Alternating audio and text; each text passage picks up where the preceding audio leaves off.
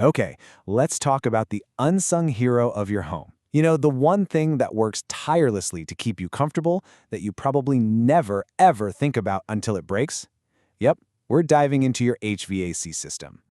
I mean, seriously, think about it for a second. It's very likely the single most expensive appliance you own, and it runs almost constantly, day in and day out, to keep your home livable.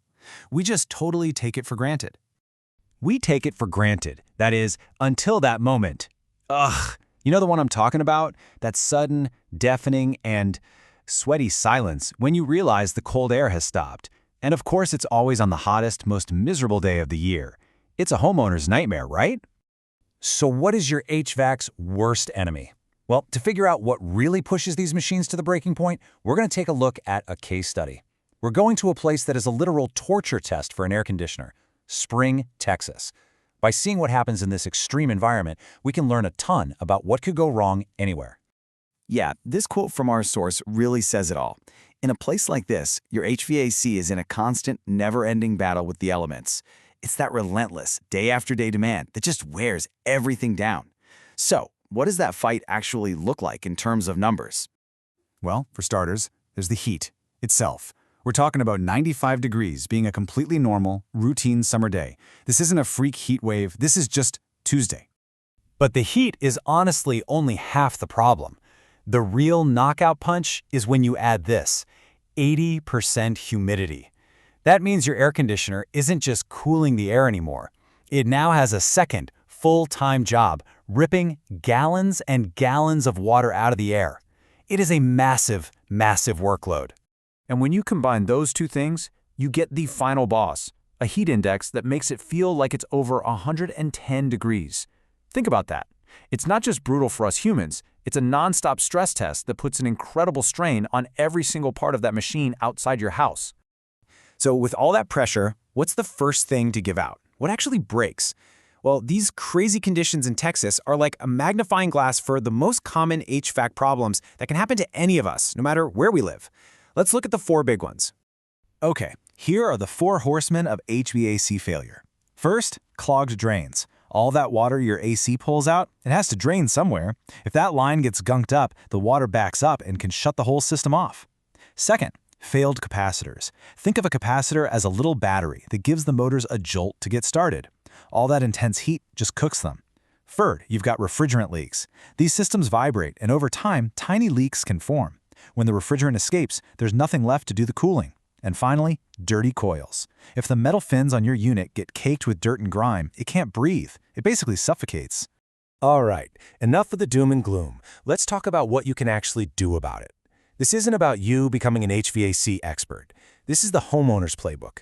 Just a couple of super simple rules you can follow to protect your system and maybe save yourself a really expensive headache. And the very first rule is incredibly easy to remember. It all comes down to this number, 2, as in 2 feet.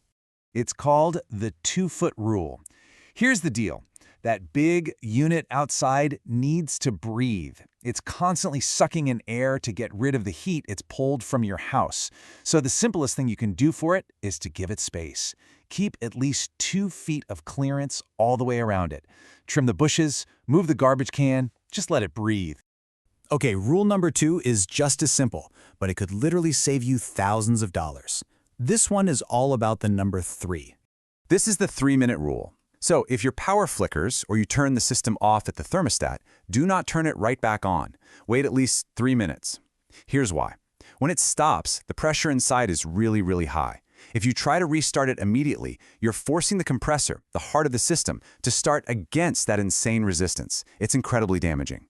Just giving it a few minutes lets that pressure equalize. A little patience goes a long, long way. But, okay, let's say something does break. You're now facing the biggest, most stressful question a homeowner can face.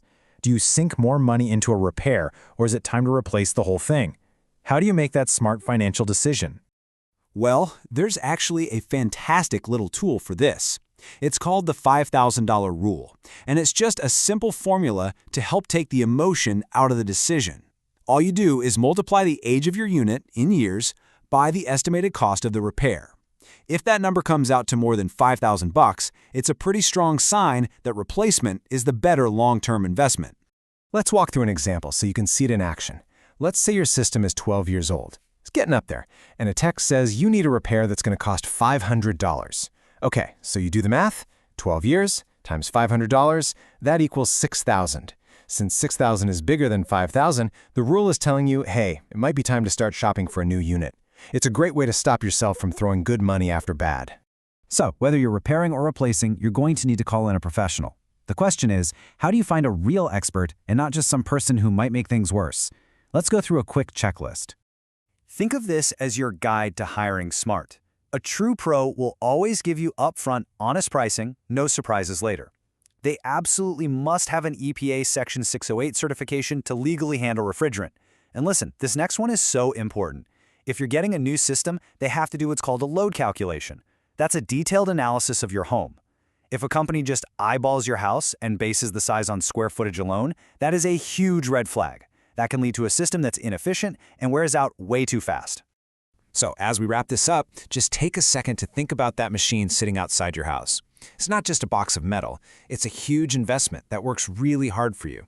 And now you've got the playbook, right? You know to give it room to breathe, give it a moment to rest, and how to use some simple math to decide its future. So the real question isn't just whether your system is ready for the next season, but whether you're ready to be its smartest caretaker.